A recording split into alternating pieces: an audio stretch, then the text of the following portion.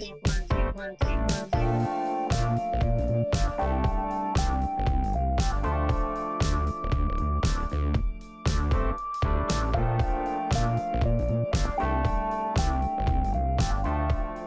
from Tokyo, my dear friends. This is Daisuke, and I very much hope that this video finds you well and in very good spirits wherever you are in the world. I must admit that today I find myself in, relatively speaking, good spirits because today, or to be specific here where I am, it is January 19th, 2022, and it is the early morning hours here. And I think one of the reasons why I find myself in, relatively speaking, good spirits is that as of now, I notice that the Criterion Collection has on its official website made an announcement with respect to its planned releases for April 2022. So I am very excited about this group of titles. And so if you are interested to know exactly what those titles are, I strongly encourage you, as always, to check out the Criterion Collection website directly for information, for some brief write-ups about the films themselves, some planned cover art designs, and also specifications, technical specifications, and special feature planned lineup, etc., etc. So that information is always very valuable. So I would strongly encourage you, if you are interested, to please check out the Criterion Collection website directly for more such very helpful and very valuable information. However, for purposes of today, if it's okay with you, I thought it might be interesting to share with each other our initial impressions of this particular announcement. Once again, the planned releases for April 2022. And let's see how we feel about these going forward. And once again, I should emphasize that these happen to be maybe my initial impressions, and initial impressions are always subject to change. And of course, there might be things that will change, or maybe when the actual article or item arrives, when that will be in April or so, at my doorstep in the mail, then hopefully that will give us the opportunity to explore it further and to actually look at the article to see exactly what is the final product, what are actually included in the special features, what those special features are, the presentation values and aspects, etc., etc. So I hope to be able to do that in terms of the actual, say, cinema journey aspect of it. But for now, these are our initial impressions, and so subject to change, of course, subject to change. But with that in mind, my friends, let us talk about how we feel. Again, initial impressions about the April 2022 releases from Criterion. So first up, scheduled for release April 12th, 2022. And this is a film whose spine number is 423. So it is a film that currently exists in the Criterion Collection, and that current status is as a DVD. And this is a film from 1987, and the filmmaker is Alex Cox. The name of the film is Walker. So what we're going to get is the Blu-ray release of a currently standing title in the Criterion Collection. So this is very exciting indeed, and the film is also really fascinating and engaging one. In the hands of this brilliant artist, Alex Cox, we have a story that is how can one describe it? It's a film that is a type of genre history film or historical genre action epic, but it is also not those things in a wonderfully twisted, brilliantly twisted and unexpected way. To take an example, let me say that it is a film that maybe could be said to be having a currency in terms of an ongoing live in-cinema discussion as it's going on with those various genre and historical points, let me put it that way. But then along the way, we as viewers realize that those discussion points are being turned on their heads as we see the film unfurl before our very eyes, to the point where we see things in terms of use, very clever uses of anachronisms, very clever uses of character development and style that seem to be driving a sense of momentum or propulsion forward, that has levels of a sort of historical context, but also very vividly having echoes in the contemporary present in a very vivid way. And I must emphasize here the 1980s, the context in which this film was made. So we have so many things going on in terms of the historical story and also the contextual contemporary nature of this, and it's all within this incredibly clever type of presentation from Alex Cox and company. So this film and its arrival, or its re-arrival, I should say, in the Criterion collection, is very, very welcome indeed. And so, as I say, it currently exists as a DVD, which is right here at spine number 423. Although I must point out that at present, I'm looking at the website, and it says the purchase options. It says the Blu-ray disc, the single disc Blu-ray disc, which is the item that will be released on April 12th. And then below that it says the DVD, which says now currently unavailable. So I'm not sure exactly what that means. I don't think that necessarily means out of print, but it just means what it says, currently unavailable. But in any event, whatever that means, here is that DVD right here. And it looks like for the most part, there will be a carryover of the special features that currently exist in this DVD release, and this will be carried over for the most part into the Blu-ray. There might be some differences here, and I think those will be interesting to point out if we do a comparative analysis of the actual article when it arrives in April. So in terms of also the presentation and sound, of course. Also, check out the cover art for the new Blu-ray, the proposed cover. Really exciting, interesting cover art for that new Blu-ray. So check out the Criterion Collection website for that. This is a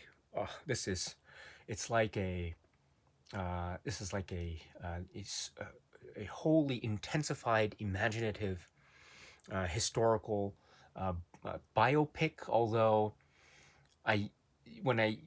if I use the word biopic, it's actually, I should say, biopic in inverted commas, because it really is, and just underline it and circle that, because there's so much loaded within that particular usage of the word. And as I say, when you watch the film, if you haven't seen the film yet, when you watch the film, hopefully I am making that point clear. And so let us try to talk about this with a little bit more detail when the Blu-ray arrives. I'm very, very excited about this. In any event, this is scheduled for release April 12th, 2022. Again, spine number 423. Filmmaker is Alex Cox. This is from 1987. The film is Walker. Next, scheduled for release on April 19th, 2022. This is the film from 1951, and the filmmaker is Vittorio De Sica, and this is also a collaboration with Cesare Zavattini. This is known in English as Miracle in Milan. This is a lovely and warm and very pleasant surprise from Criterion. Criterion often and always surprises with I would say the lovely titles that it seems to have on offer on every monthly announcement occasion. And here's yet another example of that, in my view. Miracle in Milan is such a beautiful and a type of tender and a very, I think, brilliantly rendered and constructed work on a number of levels, not least of which being, of course, the actual story and construct, and the way in which it has this use of maybe the way in which it uses a sense of drama and comedy that is still very moving, but yet also provides, a type of portrait into the approach of these filmmakers and artists.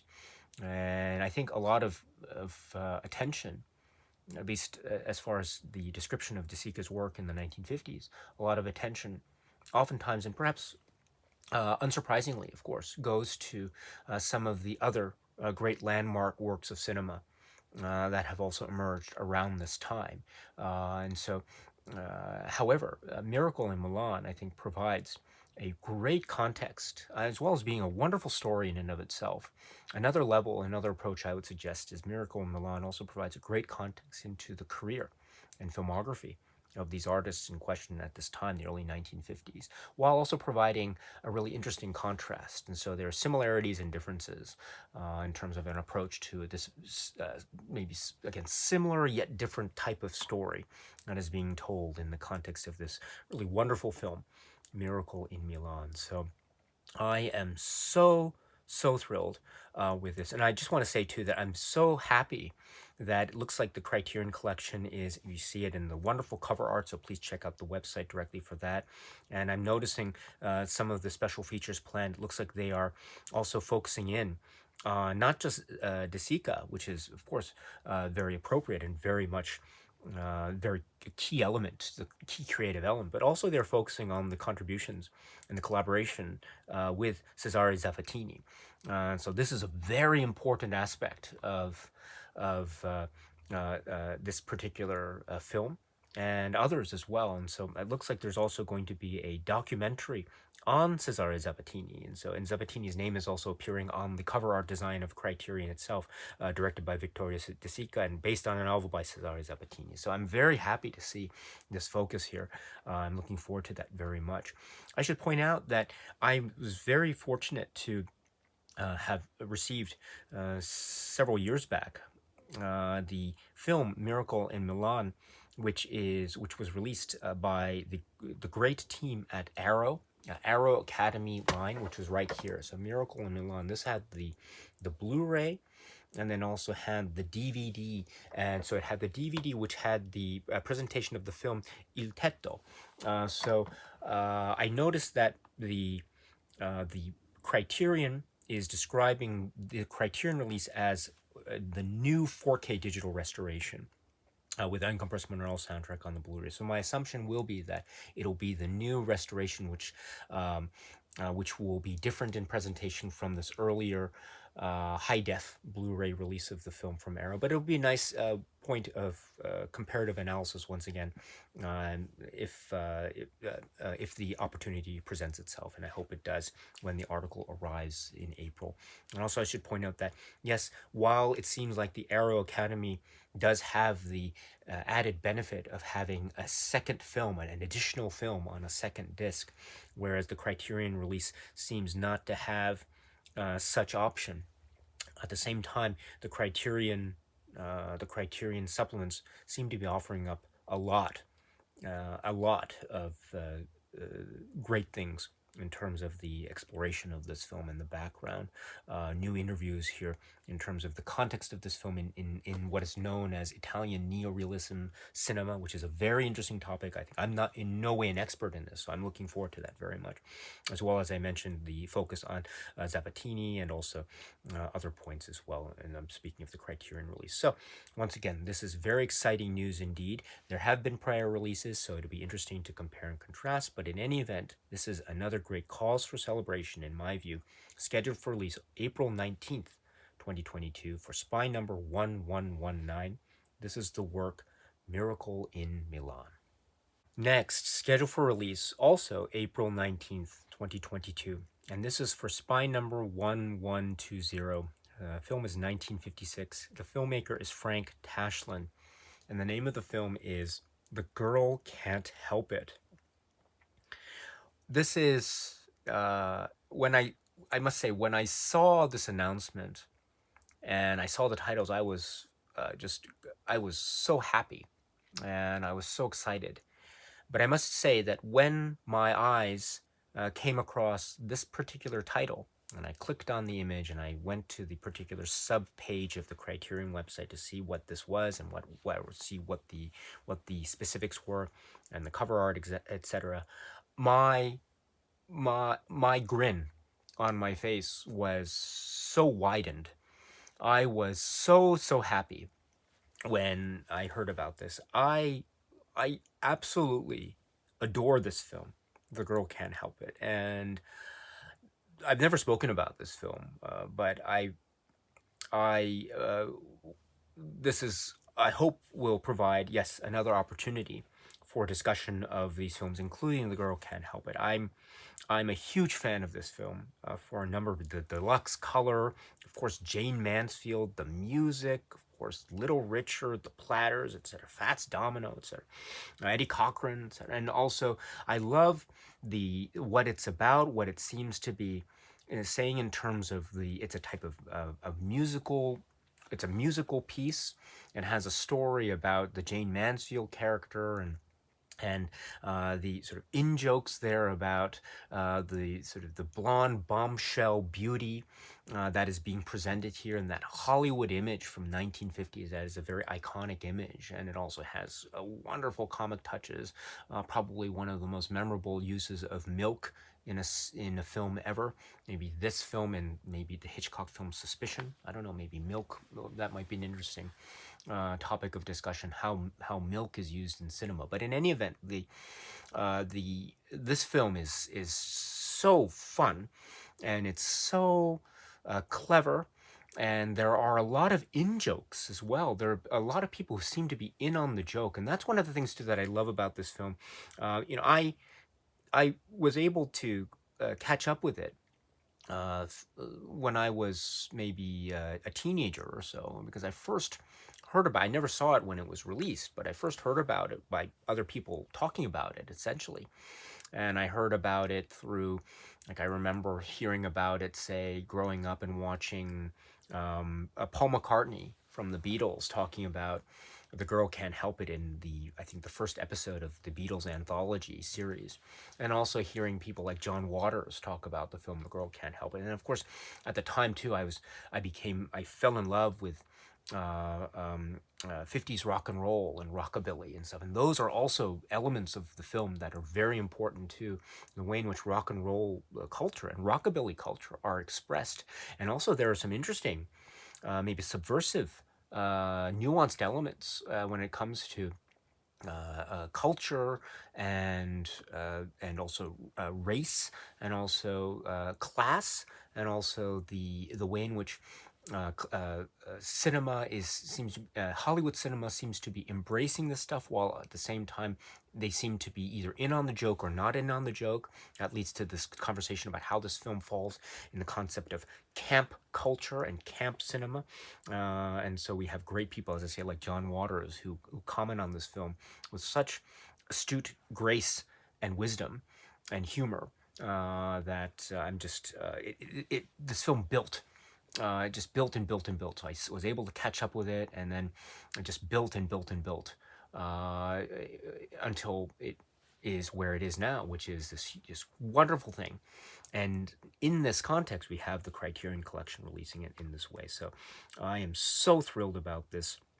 Now, it looks like I'm looking at, speaking of John Waters, there's going to be an interview with filmmaker John Waters here. It doesn't say new, so I wonder if this is something that he has already given, because he has spoken about this film in the past. A lovely conversation. If you can find John Waters' conversations about The Girl Can't Help It, it's great. And then just watch the film and just have fun with it, enjoy it, just go along with the ride and the wonderful storyline slash musical numbers. That it's just a fun time. Jane Mansfield on center stage, as it were, and the like. And then you have these great comments from people like, as I say, John Waters and others. And there are going to be some other great supplements here that seem to be on display, which are listed in the Criterion website. So very, very excited about this. Very excited about this. I must say the cover art is brilliant. I love this cover art already. I can't wait to, oh my goodness. Criterion, don't change this. Please keep it the way it is. It looks beautiful. The way the color schemes work, and it looks like it has echoes of 1950s cinema. Perfect. And it seems like it's going to be the Blu-ray offering, also the DVD offering, and it says new high-definition digital transfer with uncompressed monaural soundtrack on the Blu-ray. So I am over the moon about this one. I am so happy about this. I cannot wait to talk about this. This is the film, the Frank Tashlin classic film, which is The Girl Can't Help It. Again, scheduled for release April 19th, 2022, for spy number 1120. Next, scheduled for release on April 26th, 2022. And this is for spy number 1121, the year is 2020, and the filmmaker is Ari Esiri and Chuko Esiri. And the name of the work is Eyimofe, This Is My Desire. So this is wonderful. Now, this film is one that I do not know anything about in terms of I haven't seen the film, and it fell outside of my very limited radar, and so this is a very exciting, intriguing release announcement for me. And upon hearing this, I tried to just read a little bit about it. I didn't want to overexpose myself to it prior to watching it, but I just tried to read what the Criterion Collection website had to say, as well as trying to find the trailer, etc., which is also available on the website. So I checked that out, and I admit that I am very, very fascinated by this. It seems like we're speaking a little bit about neorealism in the context of Miracle in Milan a few moments ago, and so there seems to be echoes of this to a certain degree anyway. However, there is a certain drive and spirit and energy as well that is also placed in context, but also has a universal element to it, or at least that's the impression that I get. And so there is this idea also about, my sense is there's this idea about a type of situations involving maybe emotional or family tragedy, as well as city living and modern day living, and all the triumphs and challenges that it has to that it has to present in this the currency of the climate. So I am very, very excited about this. So I will probably limit my exposure to information about this until the actual item arrives, so I can be as fresh as possible with this. But I am very, very excited indeed. I must say too that upon my just initial searching about this, I did see just one very brief, maybe 30-second clip of the filmmakers, Ari Asiri and Chuko Asiri, and they are, and I didn't want to focus too much on that because I haven't seen the film yet, but and I'll try to catch up with those after I've seen the film. But these filmmakers, they are, it says here, debut feature from co-directors and twin brothers, Ari and Chuko Asiri. They seem to be, well, I'm very excited. Let me put it that way. I'm very excited about this story set in contemporary Lagos, Nigeria, and this type of a journey of humanity of character. So very excited about this indeed. And it looks like too that I mentioned that this will be my first maybe journey into not just this film but also the cinema of Ari Asiri and Chuko Asiri. And it looks like the Criterion Collection is also going to be providing other opportunities for exploration. 3 short films from Ari Asiri and Chuko Asiri that are included here, either in collaboration or from either Chuko Asiri individually or Ari Asiri individually. But of course, we can focus on that when the article arrives. So there is so much to digest, and I am here's a new opening in my own cinema journey. Very exciting indeed, and a contemporary film. As I say, I'm very poor when it comes to my film watching, in particular my film watching of recent films, and that includes films from 2020. And this happens to be a 2020 film. So this has, I am very ashamed to admit, this fell off of my radar. Again, my very limited radar. But now I'm very happy that Criterion has enabled me to try to remedy that. And so I will do my best to do just that when it arrives. Again, scheduled for release April 26th. This is the film from 2020, which is Eyimofe, This Is My Desire. Next, also scheduled for release April 26th, 2022. And this is for Spy Number 1122.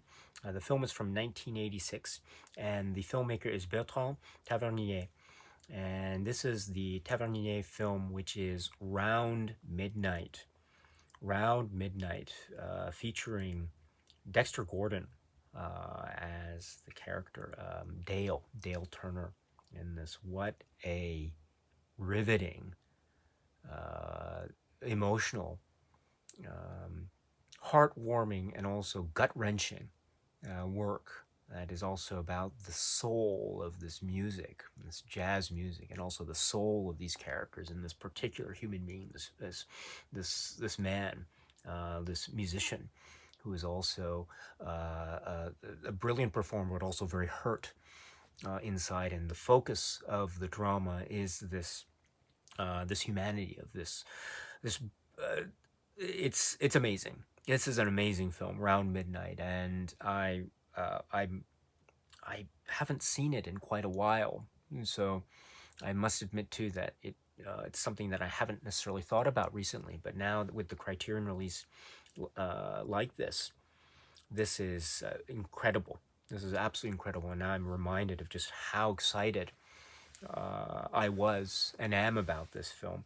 And so this will be a great thing to revisit and just to try to get back those memories about this film, because as I say, this is something that was a very powerful one for me when I first visited it. And it had, I wouldn't call myself a jazz music expert by any stretch, but what I loved about this, it had that way of allowing one to enter into the world while still giving a sense of a sort of emotional compass, as it were, with this main character, and also his interactions with the other characters in the film in terms of where he is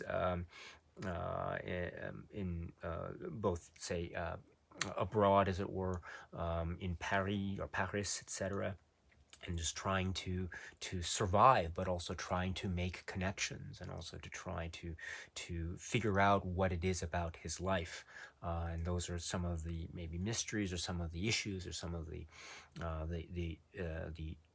dilemmas of drama, shall we say, that are at the heart and center of this, while still creating a sense of atmosphere and mood and style, and yes, indeed, music. This is what a lovely type of window into this world. And when you are through the window, you are in for this overwhelmingly emotional experience that has this great sense of atmosphere and feeling and mood that always has a purpose and emotional resonance. I put it that way. So it has that way, and I think in that way too, the music creates this sense of not just ambiance, and it does that so brilliantly, but it also creates a sense of metaphor, and I think is just permeating the piece throughout. So this is going to be, I'm ecstatic, absolutely ecstatic about this.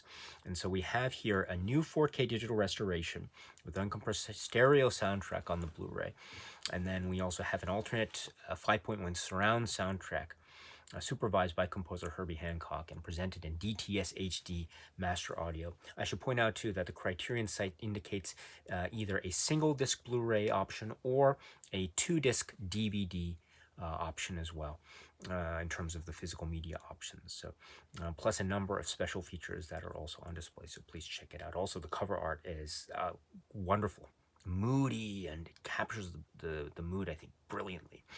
So that is the film Round Midnight. So once again, wow, what a month this is. So this is going to be something.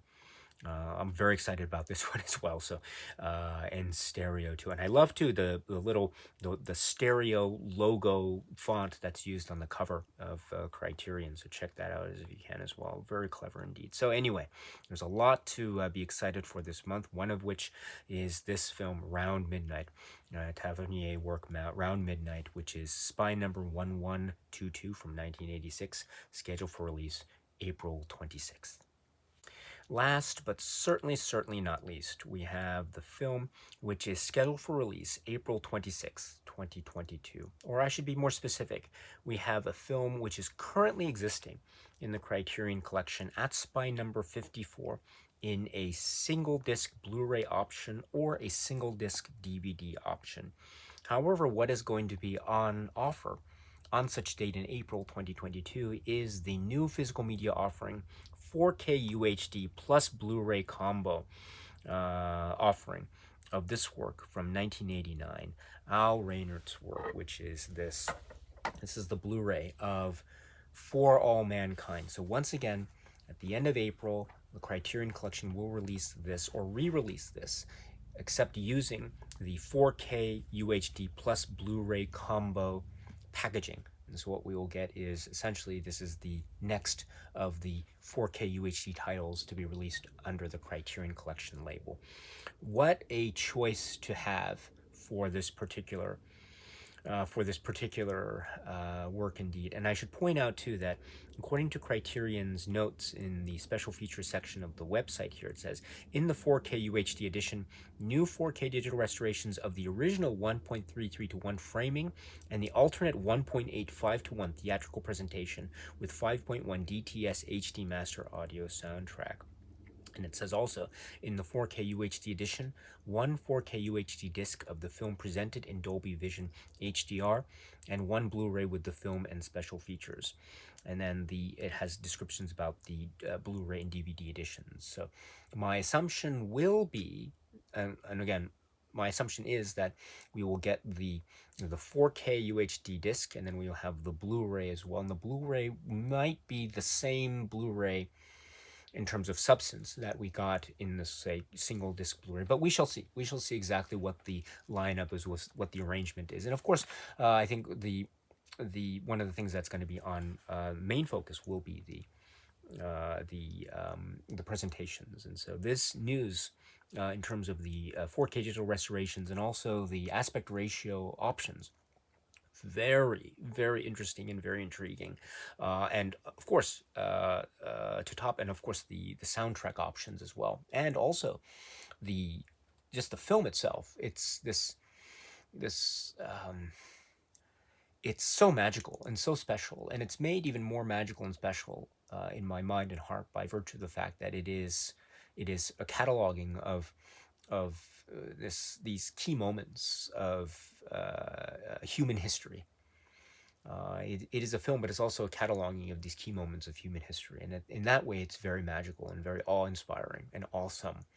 And to have that opportunity to explore that, or to re-explore it, or re-engage with it in utilizing the 4K format, will be a very interesting engagement possibility indeed. So, given what Criterion has done with the 4K titles in the past, I've been very impressed with them, and so I'm looking forward to seeing what Criterion will do with the format in the context of, as I say, this landmark achievement in many aspects. This is the work For All Mankind. So once again, my dear friends, For All Mankind, will be the next 4K UHD title, and that 4K UHD plus Blu-ray combo option is what will be made available at the end of April.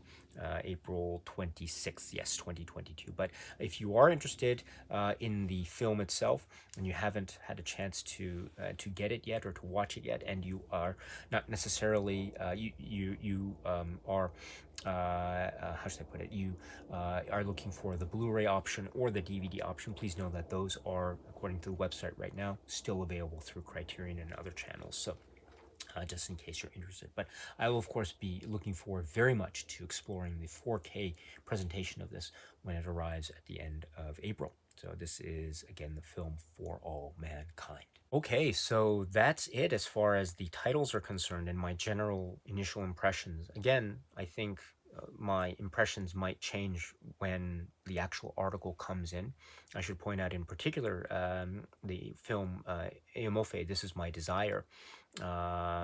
This is one that I haven't seen, so I am perhaps in that way maybe looking forward to that with a great deal of excitement and anticipation.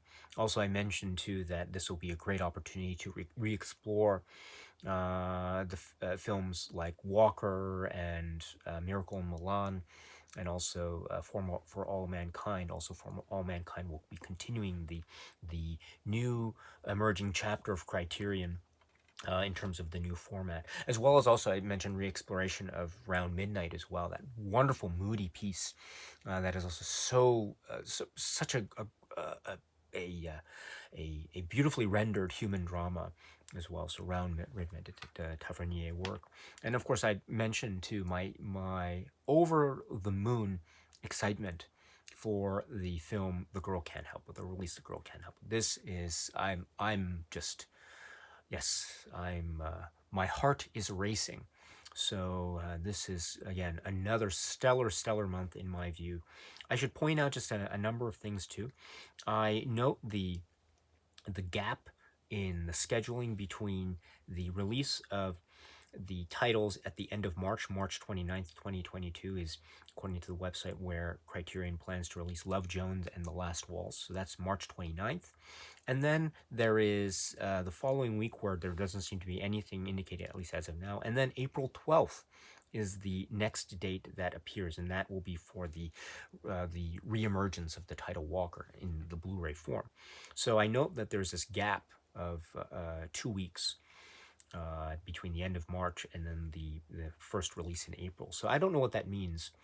I mean, it's not unreasonable or unusual to see a gap of 2 weeks. Usually these releases are separated by a week. So I'm not sure if that means anything or it means nothing. In other words, also I should point out that around this time, given, say, recent examples from past years, we have oftentimes seen maybe a box set release or collector's set release of some sort.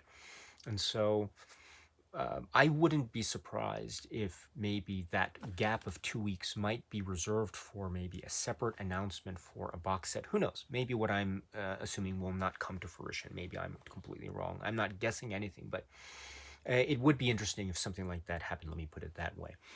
But if it doesn't happen, still, I think the individual releases from Criterion's announcement here for April are stellar indeed. So I am really looking forward to this. Also, we should point out that it is continuing, at least based on the information here, the 4K UHD trend from Criterion. Here we don't have any, say, new as of yet a title that is as of yet not included in the Criterion collection. We're seeing this month only the title that already exists in the Criterion collection, given the 4K format treatment.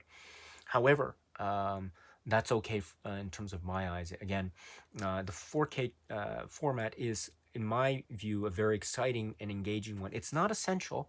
I mean, I don't say to everyone, you have to get it, or, it's not like that at all. Of course not. Of course not.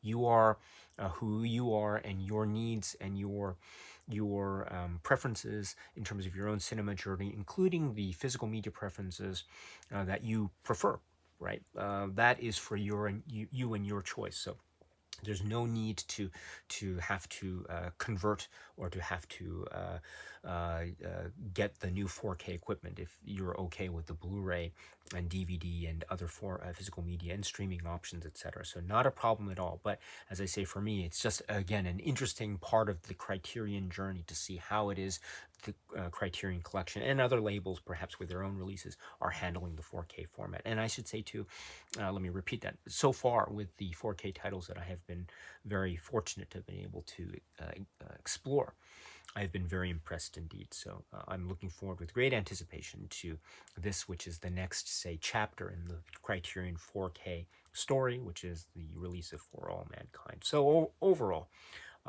just a really exciting month. Another exciting month. It seems like I always say that in terms of these release announcement videos. Oh, it's exciting. But I really believe that. I really believe that it is very exciting for me. And I'll try my best to verbalize that excitement in terms of how I describe the films. If I fail in terms of my attempt to verbalize such excitement, and I oftentimes do, if not always do, please forgive me in advance. But I will certainly do my best to try to express not only that I'm excited, but also the reasons why I have certain feelings of excitement for these specific titles, again, when the titles arrive in April. And so, my dear friends, my dear friends, what do you think of this? Are you happy? Are you impressed? Are you maybe not so impressed? Whatever the case may be, please let me know in the comment section below. Also, if there would be news perhaps on the horizon of any